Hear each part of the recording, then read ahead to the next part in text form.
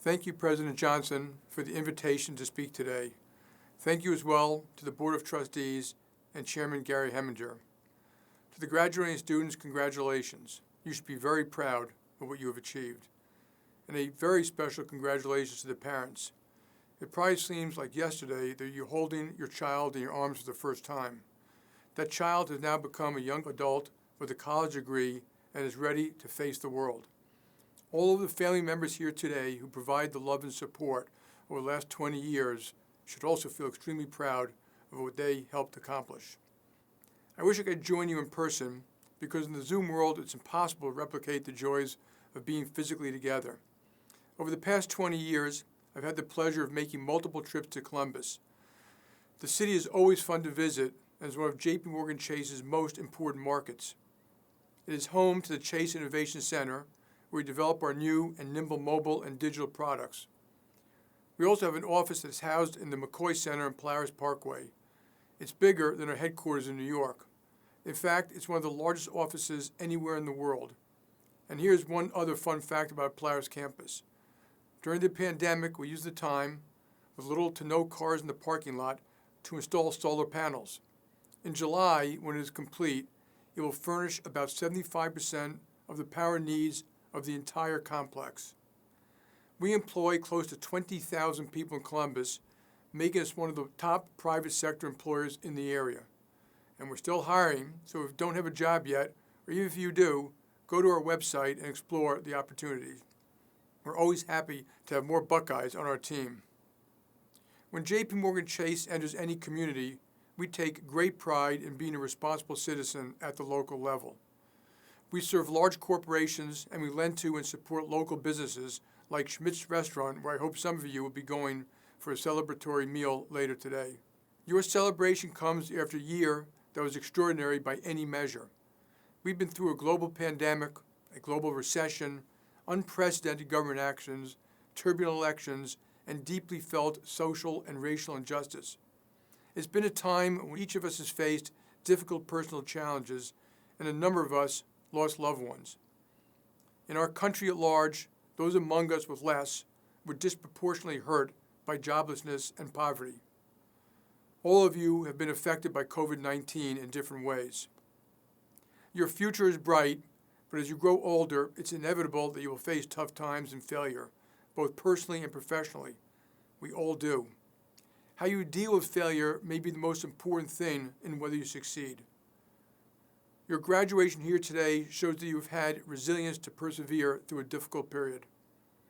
The COVID-19 pandemic, of course, which has taken more American lives than the total lost in World War II, the Korean War, and the Vietnam War combined, resulting in acute economic distress for millions more. The murder of George Floyd, which highlighted the racial inequities that have been with us for hundreds of years, and the racial unrest that followed. The divisive 2020 presidential election culminating in the storming of the Capitol and raising questions about the functioning of our democracy. It's important for all of you to understand this world you're entering. Today, the United States and other countries are grappling with an array of critical issues.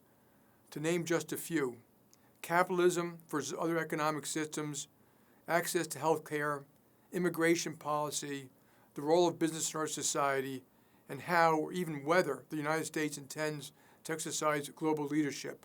While it's important to acknowledge the issues we face, we also need to recognize the exceptional strengths of our country. We are blessed with the natural gifts of land, all the food, water, and energy we need, the Atlantic and Pacific Oceans as natural borders, and wonderful neighbors in Canada and Mexico. We are also a country based on principles: freedom of speech, freedom of religion, freedom of enterprise, and the promise of equality and opportunity. These gifts have led to the most dynamic economy the world has ever seen, nurturing vibrant businesses large and small, exceptional universities, and a welcoming environment for innovation, science, and technology. America has been and will continue to be a beacon of hope for the world and a magnet for the world's best and brightest. We should celebrate America's exceptionalism while also acknowledging our country's flaws. You are all lucky to be graduating with a powerful education from a great university, But that's not the case for everyone in our country today.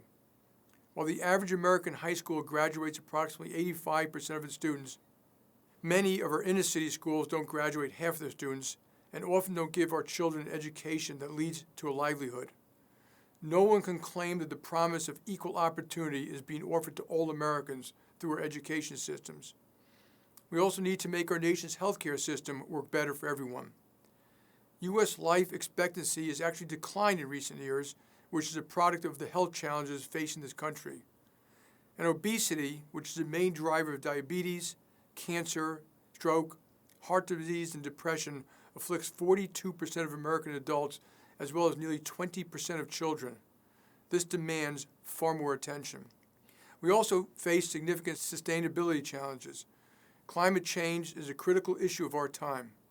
Reducing greenhouse gas emissions requires collective ambition and cooperation across the public and private sectors. We have an opportunity to make the world a better place for ourselves, for our children and grandchildren, and for all the living things that share this planet with us. One of the keys to meeting these challenges and others will be harnessing the power of new technologies. And we should remember that technological progress, while it has some downsides that need to be appropriately managed, is fundamental to human progress. Technology has been the driving factor in changing society for the better for hundreds of years, boosting living standards and fostering communications and convenience for people throughout the world. The role young people can play.